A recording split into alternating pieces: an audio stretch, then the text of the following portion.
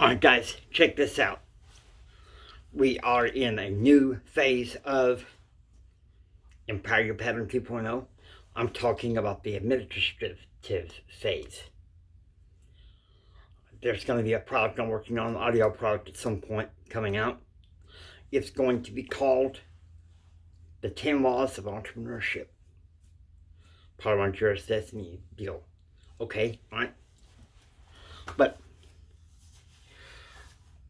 I want you to watch this. Watch this, okay? We are going to go into the heart of the 10 rules of Empower Your Pattern of my movement. This is for mastermind groups, conferences, coaching sessions.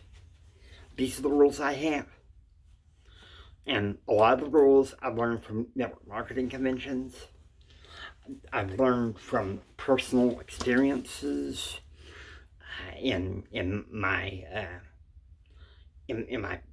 marriage that broke up, in my relationships with my family, business associates, and friends. And so we are going to crank it up, folks.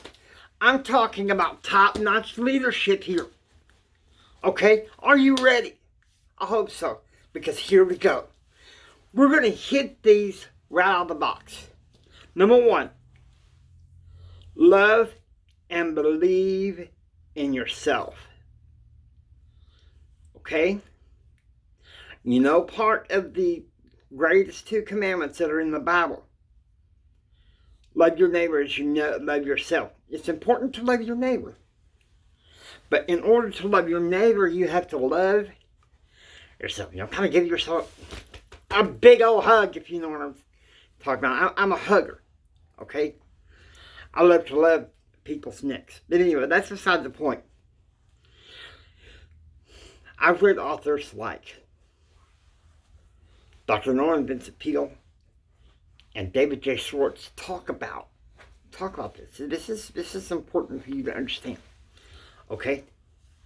That you need to believe in yourself. Norman Vincent Peale mentioned a guy he met in the back of a convention hall, backstage.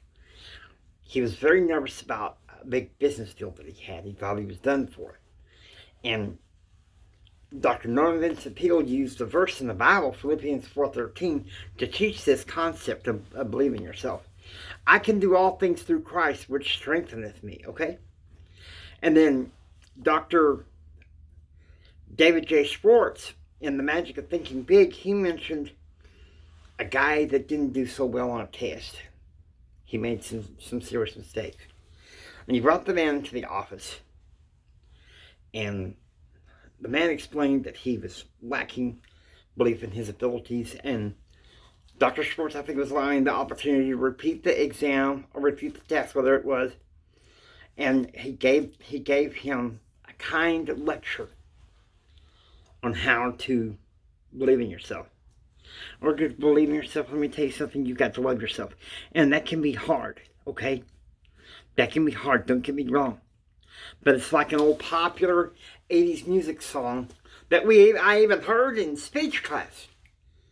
Learning to love yourself is the greatest love of all. Now, I'm not sure I believe in that, because the love of Jesus Christ is towards us is the greatest love of all, but it goes there, you know.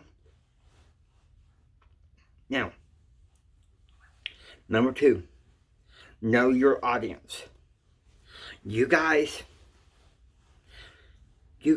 are leaderpreneurs, entrepreneurs, thought leaders. You're dreamers. You're visionaries, okay? You have to know your audience. If you're delivering content regularly, you need to find the best ways to get content. Read books. Find personal development articles. There's apps galore, but you need to find the ones that suit you best for your industry and your prowess and your power. But know your audience. One thing I did when I was speaking on behalf of my church is I would ask my friend Bishop Dave, he was at a higher calling at the time, ecclesiastical calling at the time, what my target audience was for each speech that he assigned me to give in church. And I learned about target audience, and that's how I was able to make and build content tailor-made for them, okay? You think about that. You want to be an entrepreneur, a leader, a leaderpreneur? I'm not playing around here. Know your audience, okay? That's important. Number 3, success leaves clues. Find the people that are already doing what you want to do, that are a success. And listen to them. Get kernels of wisdom. Get pearls and nuggets of wisdom. And pay close attention to them. Find you a mentor, an accountability group, a mastermind group. Okay? Because success leaves clues. The best speakers in personal development know that. Believe that. If they don't, there's a problem. Okay?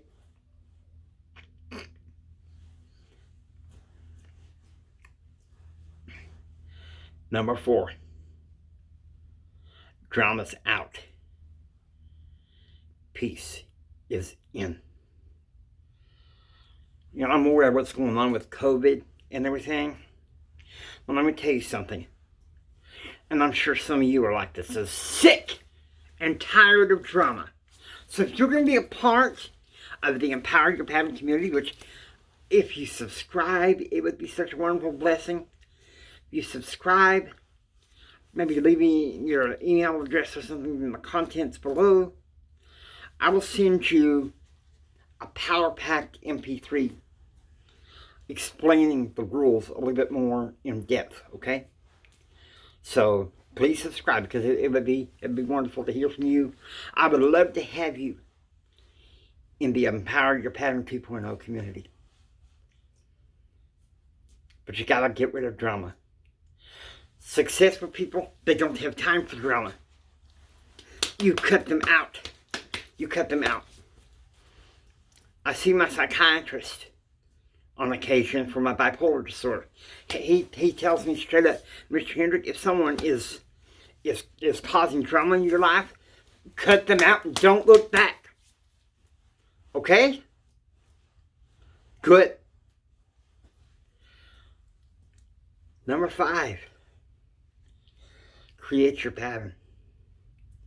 Set the routines that you have every day.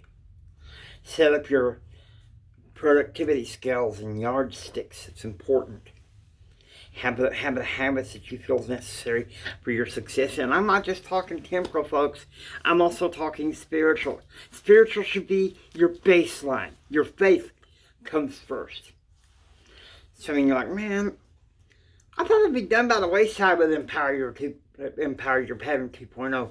Come on, Jimmy, what's wrong with you? Listen to me. If you want to create the pattern, faith in something beyond yourself has got to be one of the top priorities. Okay? Number 6. Fix your mouth, stupid. Now, some of you are probably, oh man, Jimmy, you are so offensive. No, listen to me. This is how it works. I'm not saying this in a derogatory way. How many of us confess, including myself, confess some of the negative thoughts that come into our lives? And what does it do? What does it do? It brings more negative. You don't want that. You don't want that.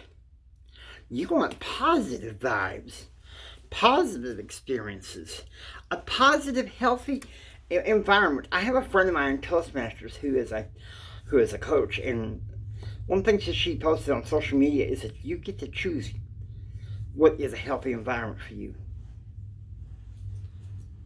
Okay. Think about that.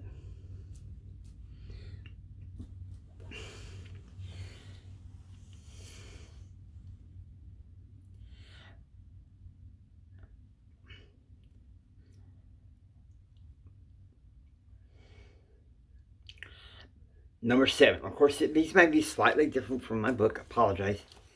I'm just doing this off the cuff. Set goals. And there might be some other videos. There's going to be some feature rules of Empower Your Pattern that I'm going to put in there. And whether it's rule number 7 in the original Empower Your Pattern is there, you know. Okay, rule number 8. Be inspired.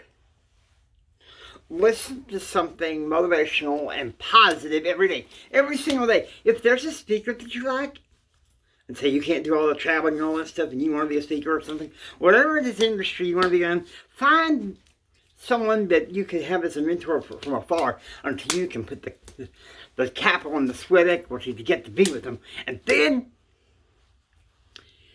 you listen to them and you take in the kernels of wisdom, what they have to say. Alright? Number 9, correct your pattern. I'm going to give you an analogy here, okay? We have 2 ways of thinking. Pecan pie thinking and rats and maze thinking. Pecan pie, forgive me, it's kind of like a dessert delicacy of the South, even especially of West Texas.